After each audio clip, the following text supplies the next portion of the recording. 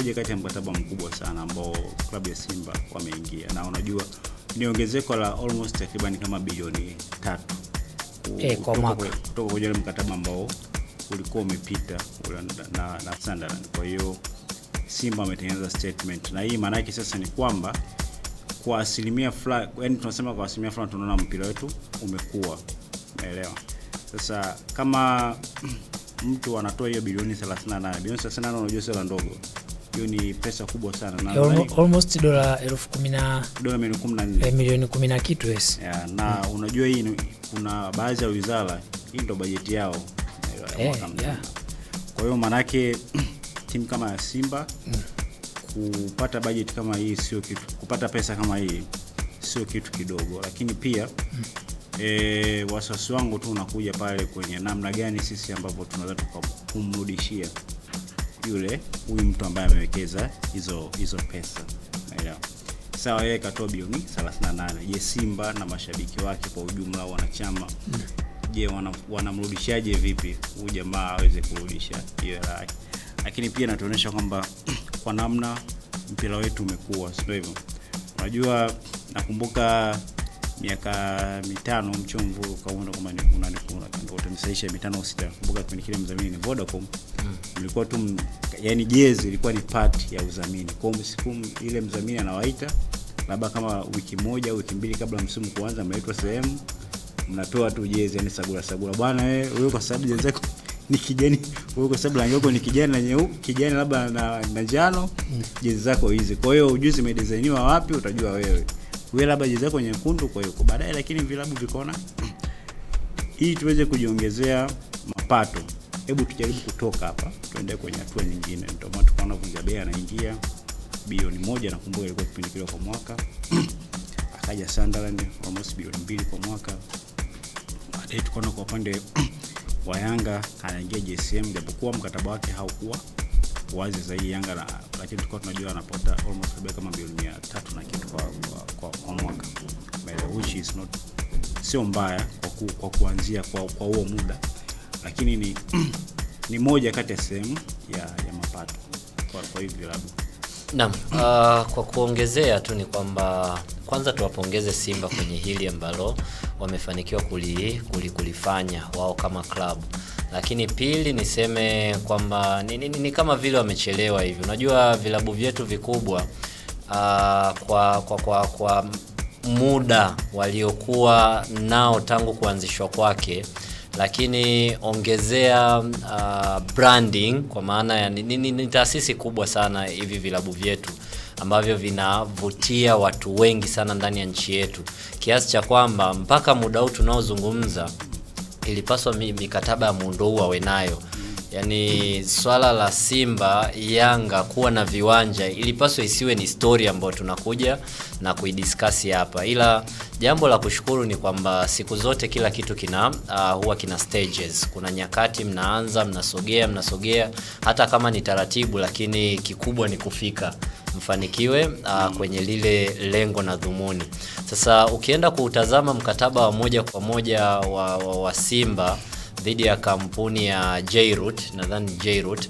Ni J-Root. Yes, ni moja ya mkataba ambao unakwenda kuwanufaisha Simba kwenye nyanja nyingi ambazo wao kama timu walikuwa wanatamani kuzifikia, ila hawakuwa wanajua wanazifikiaje. Kwa mfano, kuna kipengele cha ujenzi wa uwanja kwamba J-Root watajenga uwanja utakaochukua mashabiki 12,000.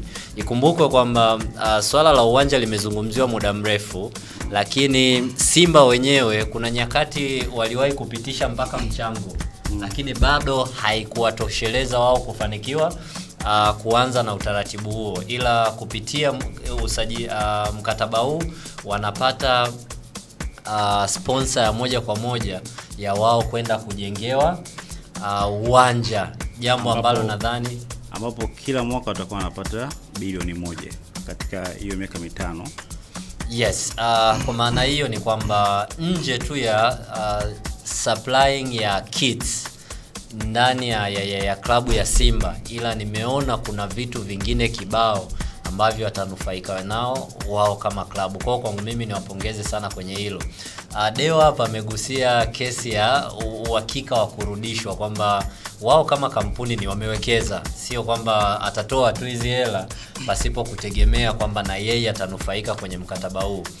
Kitu ambacho naweza nikasema kwenye hili ni kwamba hizi taasisi kabla ya kuingia mkataba wowote lazima wafanye evaluation. Lazima waangalie, je, kutakuwa na maslahi yoyote ya mimi kunufaika kwenye huu mkataba ninaoingia. Kwa hiyo kashafanya analysis zote, kaona wazi kabisa kwamba kuna engo ambayo yeye kama team atafanikiwa kurejesha hayo mapato. Otherwise sidhani kama utaingia kwenye mkataba wa gharama kubwa hivi pasipo kuzingatia kwamba mimi pia nitakuja kunufaika kwenye mkataba. Kwa hiyo nadhani wameshafanya hizo valuation, wameona wazi kabisa kwamba kuna manufaa ya kufanya kazi na Simba.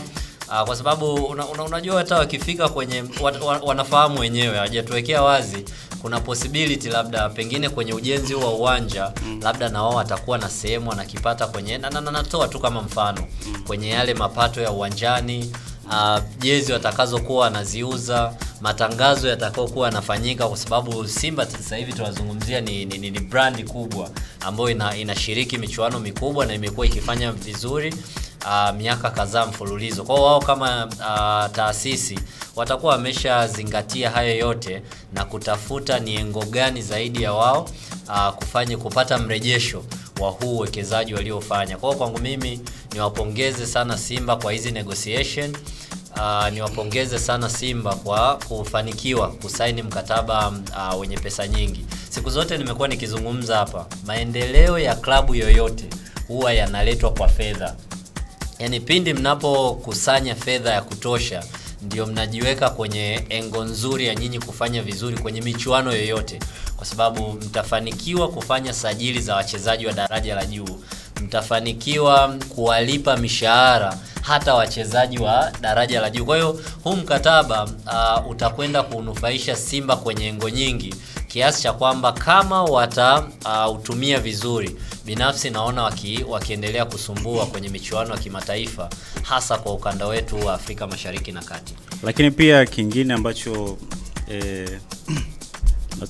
labda cha kuongezea hapo, tujikumbushe kwenye mkataba kuna zile ahadi 10 ambazo Bwana Mzabuni amezitoa. Ya kwanza anasema ukarabati wa viwanja vya mazoezi. Lakini ahadi ya pili ilikuwa maana ya ukarabati wa ule uwanja wa Bunju. Si ndio? Lakini pia ahadi ya pili maana yake ujenzi wa uwanja mpya wa Simba ambao utakuwa unachukua 10,000 mpaka 12,000. Lakini pia kununua basi la kisasa. Lakini pia ahadi ya 4 ilikuwa ni kutengeneza kituo cha matibabu, yani medical center. Ambao hiyo alisema itakuwa ni kama inakosa kama milioni 150. Sasa hiyo nadhani itakuwa na include na jengo pamoja na equipment za ndani. Lakini pia kujenga ofisi mpya za club. Sasa hapa kubainisha kwamba zitajengwa Bunju au labda kuna eneo specific zimenunuliwa. Hiyo sasa nadhani. Lakini nilisikia jana msemaji wakati anasema Ahmed Ally alisema ni location yoyote ambayo viongozi wa Simba wataiteua, hiyo ndio atajenga huko. Sawa. Lakini pia akasema watatengeneza studio za kisasa kwa ajili ya idara ya habari. Lakini pia ahadi ya 7 ilikuwa ni kutoa shilingi milioni 100 kwenye pre-season.